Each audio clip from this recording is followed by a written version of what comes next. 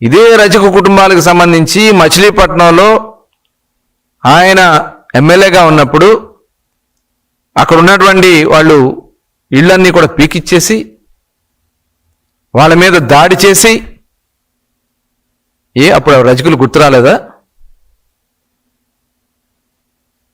ఇవాళ ఏంటంటే రాజకీయాల కోసం ఏదైనా మాట్లాడచ్చు, ఏదైనా చేయొచ్చు. ఇంత ఒక బఫూన్లా తయారయ్యాడు పేరునని. బందర్ బఫూన్ వేషాలు వేస్తూ ఏంటో నటన.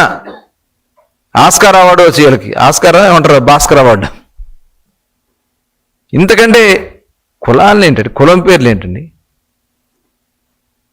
అసలు ఎందుకు మాట్లాడాలి వీళ్ళు? ఎవడిచ్చారు మీకు హక్కు?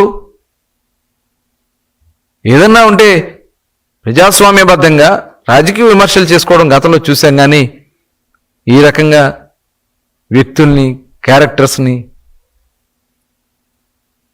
వీళ్ళది గురువింద గింజల్లాగా మాట్లాడుతూ ఉన్నారు, పత్తితుల్లాగా మాట్లాడుతూ ఉన్నారు.